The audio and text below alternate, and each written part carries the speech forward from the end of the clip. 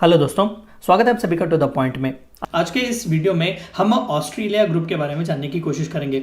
आप यहाँ पर मैप दे सकते हैं। ये जितना भी ग्रीन कलर का शेडेड रीजन है ये पूरे ऑस्ट्रेलिया ग्रुप के मेंबर्स हैं और आप देख सकते हैं कि इंडिया भी जो है ऑस्ट्रेलिया ग्रुप का एक मेंबर है। इस वीडियो में हम यही जानने की कोशिश करेंगे कि ऑस्ट्रेलिया ग्रुप इतना सिग्निफिकेंट क्यों है और इससे इंडिया की मेंबरशिप को क्या मिलने वाला है। इन सभी चीज़ों के बारे में आज का हमारा वीडियो। What is it? सबसे पहले तो ऑस्ट्रेलिया ग्रुप होता क्या है। देखिए, it is a multilateral export control regime.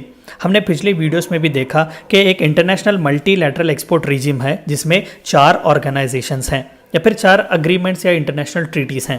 पहला है न्यूक्लियर सप्लायर्स ग्रुप, दूसरा है ऑस्ट्रेलिया ग्रुप यानी कि अब जिसके बारे में हम बात कर रहे हैं, तीसरा है वेसेनार अग्रीमेंट और चौथा है मिसाइल टेक्नोलॉजी कंट्रोल रीजिम। तो ये 4 इंटरनेशनल ट्रीटीज या फिर ऑर्गेनाइजेशंस हैं जो एक्सपोर्ट कंट्रोल रीजिम के हिस्सा हैं या फिर वो जो न्यूक्लियर नॉन प्रोलिफरेशन या फिर वेपन्स ऑफ मास डिस्ट्रक्शंस को कंट्रोल करने की कोशिश करते हैं। तो इसमें से आज हम एक इम्पॉर्टेंट ऑर्गेनाइजेशन यानी कि ऑस्ट्रेलिया ग्रुप के बारे में बात कर रहे हैं। तो फिर ऑस्ट्रेलिया ग्रुप जो है वो इसी रीजिम का एक हिस्सा है। देखिए, दरअसल ऑस्ट्रेलिया ग्रुप या फिर ऑस्ट्रेलिया अग्रीमेंट जो है वो एक इनफॉर्मल ग्रुप है कंट्रीज़ का, now joined by European Commission यानी कि यूरोपियन कमीशन भी आज इसका हिस्सा है, which was established in 1985 after the use of chemical weapons by Iraq in 1984। अगर आपको याद हो तो 1984 में सद्दाम हुसैन जो है वो डिफैक्टो रूलर थे इराक के। तो इराक में उस वक्त केमिकल वेपन्स का इस्तेमाल किया गया था कुवैत के ख़िलाफ़। तो उसी स्पार्क या फिर उसी मिस गाइडेंस को लेकर जो है इंटरनेशनल कम्युनिटी जागरूक हुई। उन्हें पता चला कि you need something to control chemical weapons. तो इसी तरीके से जो है ऑस्ट्रेलिया ग्रुपिंग बनाया गया जो काम करता है केमिकल वेपन्स को ऑब्स्ट्रक्ट करने के लिए या फिर केमिकल वेपन्स की टेक्नोलॉजी को कंट्रोल करने के लिए। देखिए, इसका सबसे मेन रीजन क्या है? To help member countries to identify those exports which need to be controlled so as not to contribute to the spread of chemical and biological weapons.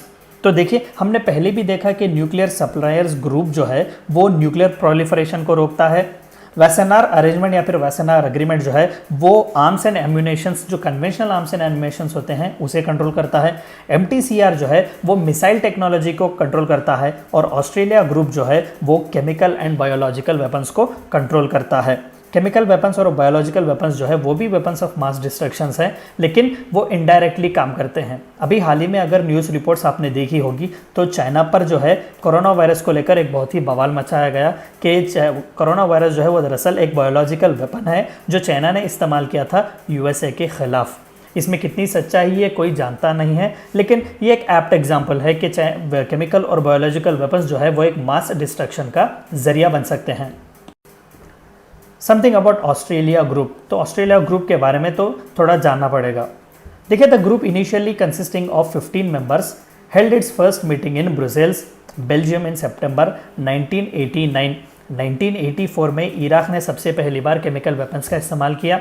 1985 में इस ग्रुपिंग को बनाया गया, लेकिन सबसे पहली मीटिंग जो है वो 1989 में चलती है। With the incorporation of India on January 19, 2018, India देखिए सबसे न्यूएस्ट मेंबर है ऑस्ट्रेलिया ग्रुप का। बहुत ही लॉबिंग की गई थी इंडिया की तरफ से। USA और फ्रांस का जो है बहुत ही सपोर्ट आया था इंडिया को ऑस्ट्रेलिया ग्रुप का एक मेंबर बनने के लिए। It has now 43 members including Australia, European Commission and all 28 member states of European Union, the United States, India, Ukraine and Argentina। तो देख सकते हैं कि कितने पावरफुल कंट्रीज हैं इस ग्रुपिंग में। The name comes from Australia initiative to create the group. Australia manages the secretariat। तो ऑस्ट्रेलिया ग्रुप इसलिए दिया गया क्योंकि इराक ने जब केमिकल वेपन्स इस्तेमाल किए तो ये इनिशिएटिव ऑस्ट्रेलिया की तरफ से आया कि we need an international regime to control chemical weapons. तो इसीलिए इस ग्रुपिंग का नाम ऑस्ट्रेलिया ग्रुप दिया गया।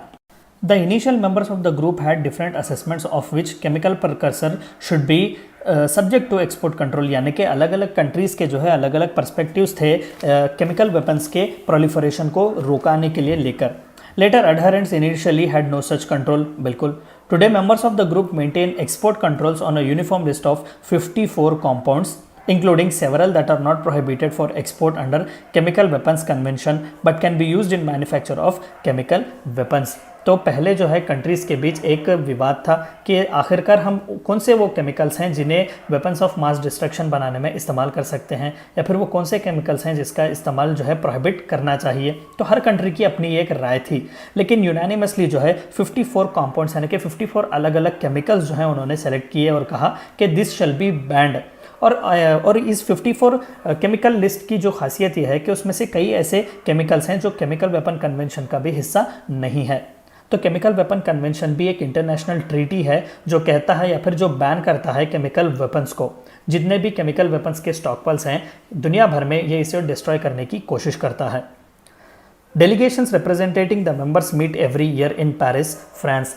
तो हमने देखा कि ऑस्ट्रेलिया ग्रुप जो है वो नाम इसलिए आया क्योंकि इनिशिएटिव ऑस्ट्रेलिया ने लिया, उसका सेक्रेटेरिएट भी ऑस्ट्रेलिया मैनेज करता है, लेकिन जो डेलीगेशन आता है रिप्रेजेंटेटिव्स का जो अलग अलग कंट्रीज से जो आते हैं वो पेरिस फ्रांस में मिलते हैं हर साल, जिनका सबसे मेन रीज़न ये होता है कि हम केमिकल वेपन्स को किस तरीके से ऑब्स्ट्रक्ट करते हैं या फिर प्रोहिबिट कर सकते हैं।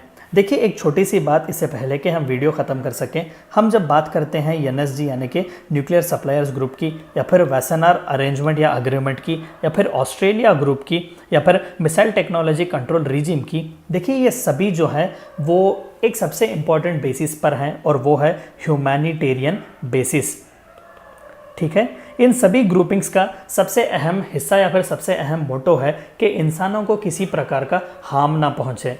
देखिए इसमें कोई शक नहीं है कि न्यूक्लियर एनर्जी या फिर न्यूक्लियर एनरिच्ड प्रोडक्ट्स को हम इस्तेमाल करके एनर्जी प्रोड्यूस कर सकते हैं, लेकिन कहीं ना कहीं अगर किसी गलत कंट्री के हाथ में ये टेक्नोलॉजी या फिर ये न्यूक्लियर एनर्जी पहुंच जाए तो बड़ा ख़तरा है। मान लेते हैं कि नॉर्थ कोरिया जैसा एक कंट्री जो कि अनस्टेबल है, स्टेबिलिटी नहीं है, अगर इस जैसे एक कंट्री के हाथ में न्यूक्लियर वेपन या फिर न्यूक्लियर एनरिच्ड वेपन जाता है या फिर न्यूक्लियर को डेवलप करने की टेक्नोलॉजी जाती है तो virtually it would be a third world war.